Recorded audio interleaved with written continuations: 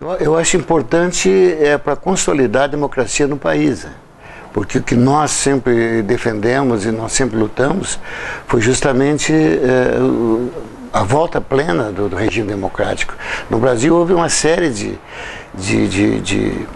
fatores econômicos e políticos, né, que influenciaram nessas restrições à democracia, né? E o golpe militar foi um atraso, né, porque ficaram longo tempo no governo e só depois disso é que nós voltamos à plenitude democrática. O importante é que a gente compreenda por que surgiu esse movimento. Hoje, quando se abre os arquivos da história americana para o público, né, não é mais uma opinião de um jornalista, de um político, não, são documentos que estão assim para as pessoas que quiserem obter essas informações. Então se sabe, né, que a CIA sempre insistiu para que se colocasse dólares aqui, se comprasse, entendeu? A mídia, se comprasse aqueles pessoas dos civis ou militares para promover esse golpe.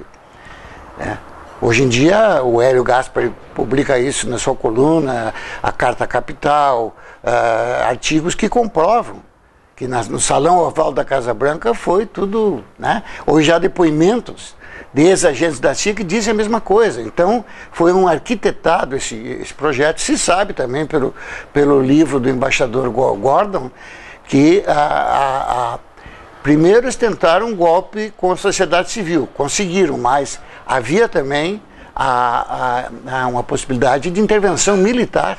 Está comprovado pelo próprio livro do ex-embaixador Gordon no Brasil.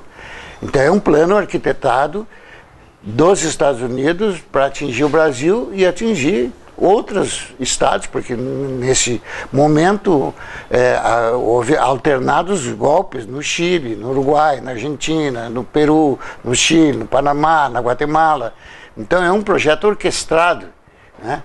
Que isso aí diminuiu depois que entrou o Jimmy Carter, entendeu? E passou a mudar esse tipo de política e respeitar os direitos humanos e não passar mais a prestigiar as ditaduras militares, né? Mudou com Jimmy Carter na presidência dos Estados Unidos.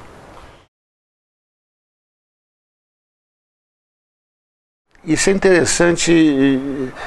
Santa Maria tem uma particularidade um pouco diferenciada, porque aqui é uma cidade menor, em que há uma integração dos militares com a sociedade, então foi mais atenuado essas perseguições militares, foi bastante mais atenuado em Santa Maria que em outros pontos do país, né? Mas aqui, por exemplo, quando eu me elegi vereador, tinha lá um representante do Exército, ostensivamente, a gente sabia, participando de todas as sessões, gravando as reuniões da Câmara, né? E era comuns as prisões de Santa Maria, né? Quando houve, por exemplo, um ano da morte do Marighella, prisões em todo o país, eu fui preso, coincidentemente com o governador atual, Tarso Genro, ele estava lá no meu sítio em Valdo Serra, em Júlio de Castilho, o Exército foi lá, nos prendeu, né? Nos levou aqui para o antigo 7º Regimento de Infantaria, né? Depois eu recebi um convite inusitado, né? Como vereador do Departamento de Estado dos Estados Unidos, me convidando para visitar os Estados Unidos durante 30 dias, né? E eu, já sabendo que poderia haver uma prisão, comuniquei na Câmara que tinha recebido aquele convite. Dali uns dias, eu morava ali no centro da cidade, veio o Exército ali, ostensivamente também, me prendeu, me levou lá para uma Malé preso, entendeu? Então, houve prisões, sim, não só minhas, como diversos companheiros, né, que militavam no processo democrático, nos partidos do PTB, partido de esquerda, entendeu? Houve esses problemas e inúmeras cassações de direitos políticos, suspensão de direitos políticos naquela época. Bom, é um processo universal, não é? De tentativa de reconstruir ou minimizar ou combater essas injustiças que houveram, né? No caso meu, concurso público, eu participei de um concurso público, disputei esse concurso, né? E não quiseram me nomear como juiz federal do trabalho, né? Porque, segundo a percepção deles, eu era contra o golpe militar e não podia ocupar um cargo desse destaque, dessa função, né? Então resolveram suspender meus direitos políticos, né? Mas antes eu já tinha ganho, na hora da minha nomeação, pularam por mim na classificação, nomearam outra pessoa, eu não nomearam.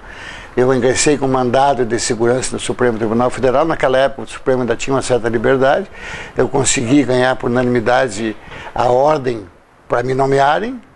E aí, para evitar que eu fosse nomeado, me fizeram uma proposta que eu desistisse desse direito que eu tinha ganho no Supremo, renunciando ao meu direito à nomeação, senão eu seria cassado, como na verdade acabei sendo. Não houve uma reparação real, não há uma reparação real, porque os torturadores, né, ainda estão absolutamente sem nenhuma punição. Coisa que ocorre só no Brasil, né? Já foram reparados em outros países. Agora, recentemente, a Itália condena 37 militares sul-americanos, né, com exceção do Brasil, que mataram italianos que estavam aqui na América Latina. Já houve essa reparação em praticamente todos os países, né, mas no Brasil ainda persiste a total liberdade daqueles que torturaram, que fizeram as maiores injustiças, né, contra os políticos que não eram favoráveis ao movimento militar. Não, na universidade, como em todos os órgãos públicos no país, né, tanto relevantes como às vezes órgãos não relevantes, tinha sempre lá um agente do Serviço Nacional de Informação. Em toda a nomeação, a promoção, a transferência, esse tipo de procedimento era fiscalizado e tinha que passar pelo crivo do SNI. Naquela época não havia concurso na universidade, né? As nomeações de funcionários e professores eram feitas pela reitoria, então não havia concurso. Então ficava muito restrito. Ou as pessoas tinham notório saber, ou eram amigos do reitor para poder entrar na universidade. Só depois, no segundo processo, é que começou a haver o concurso na universidade. E na época do regime militar, o que havia era intervenção na universidade, como em todas as universidades do país, em todos os órgãos públicos, dos militares que tinham lá o SNI. Então, qualquer remoção de professores, promoção de professores, nomeação de professores tinha que passar pelo SNI. Se vetava, estava vetado. Quando não havia o problema pessoal, né? Porque era uma autoridade com todos os poderes, né?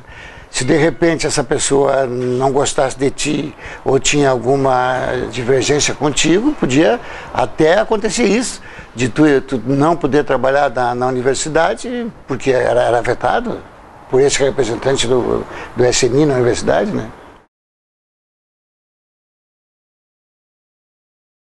Não, eu acredito que nunca mais, eu acho que seria exagero dizer nunca mais, né? É que a estratégia hoje das potências hegemônicas, no caso as que estamos mais sujeitos que é os Estados Unidos, a tática é outra, né? A tática é influenciar no poder econômico, influenciar na política, influenciar nos meios de comunicação e assim fazer a dominação, né? Não precisa mais a dominação militar, a dominação se faz, entendeu? Sob o aspecto econômico-financeiro, né? Então, esse poderio econômico influi na área política. Hoje em dia, para você conseguir êxito em qualquer eleição, seja para vereador, deputado estadual, deputado federal, você precisa ter muito dinheiro, ou você ser um comunicador famoso, você ser um artista ou um grande jogador de futebol, entendeu? Porque o acesso ao povo, à classe média, se torna praticamente impossível, a não ser nessa circunstância. Então, o tipo de nominação mudou. A dominação agora é do é econômico-financeira. Esse é o tipo de dominação.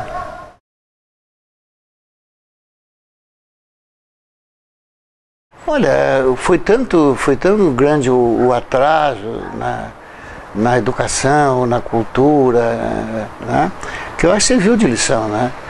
Porque, embora nós tenhamos restrição, como acabei de falar, sobre o processo eleitoral, acho que enquanto nós não tivermos assim, uma reforma, uma constituinte exclusiva para mudar o sistema político brasileiro, as elites continuarão dominando esse país, sob o aspecto econômico, né?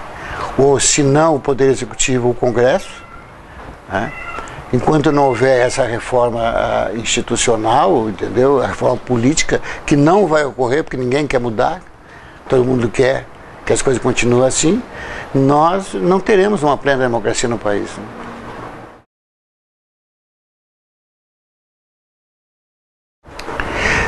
Eu acho que a Comissão de Verdade, eu acho muito interessante a formação da Comissão de Verdade, só que ela é limitada.